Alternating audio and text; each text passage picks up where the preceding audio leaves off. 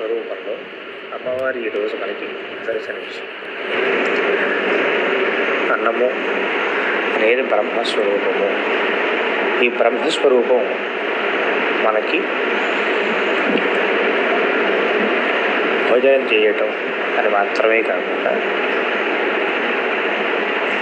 మనకి ఆయుష్ని, బుద్ధిని, సత్వాన్ని, బలాన్ని, ఆరోగ్యాన్ని ఇచ్చేటటువంటి ఒక సాధన.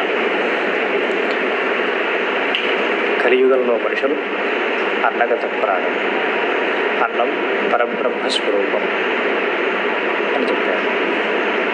అలా చెప్పటంలో ఆంతర్యం ఏమిటంటే ఈ ఆహార పదార్థాలు స్వీకరించేటప్పుడు మన నైవేద్యం చేసి పెట్టి స్వీకరిస్తాం.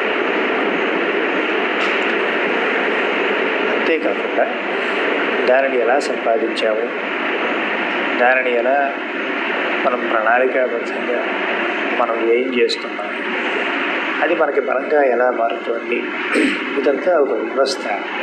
ఈ వ్యవస్థకి అధిష్టాన దైవమే అన్నపూర్ణ. కాబట్టి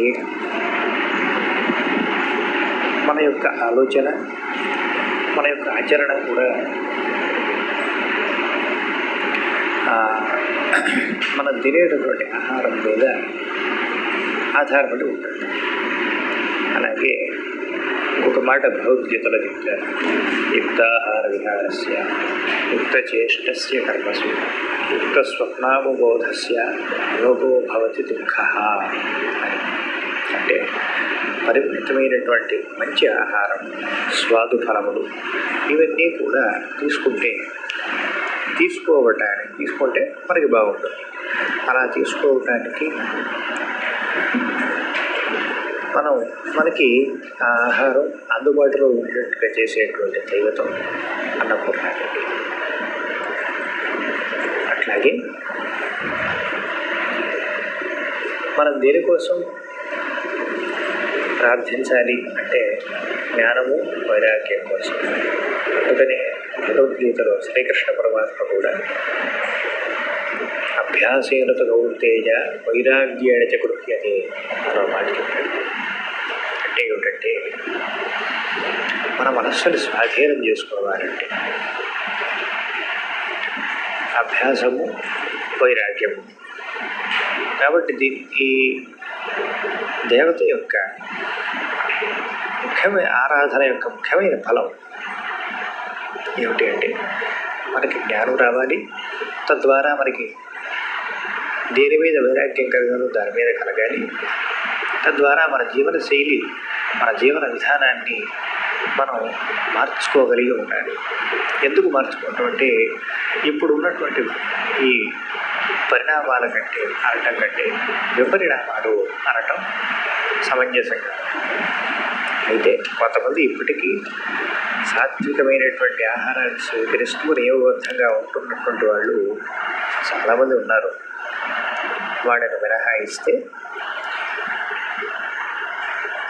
దాదాపు చాలామంది ఆహారం స్వీకరించడం, తద్వారా తర్వాత దాని యొక్క ఫలితాలని వారు పొందటంలో కూడా విఫలమవుతున్నారు అని చెప్పి ఈ మధ్య చాలా పరిశోధనలు మనకి స్పష్టం చేస్తుంటాయి. అలా కాకుండా అమ్మవారి యొక్క అనుగ్రహం అందరికీ ఉండాలని ప్రార్థిస్తూ స్వస్తి.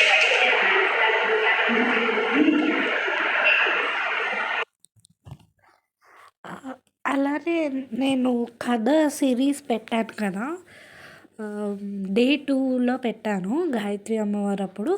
ఆ సిరీస్ అనేది నేను సపరేట్గా అప్లోడ్ చేస్తాను. ఇంక నుంచి నేను 2 వీడియోస్ అప్లోడ్ చేస్తాను అనమాట. మార్నింగ్ ఒకటి, ఈవినింగ్ ఒకటి. మార్నింగ్ అమ్మవారికి సంబంధించిన ఇది ఉంటుంది. అంటే ఇప్పుడు మా అన్నయ్య చెప్పాడు కదా, అలా ప్రవచనం అనేది ఉంటుంది. సాయంత్రం ఏమో కథ, అమ్మవారికి సంబంధించిన కథ మా అమ్మ ఏదైతే నిన్న మీరు విన్నారో డే 2లో అది ఉంటుందన్నమాట. చిన్న అప్డేట్ కోసమని ఈ వీడియో షూట్ చేశాను.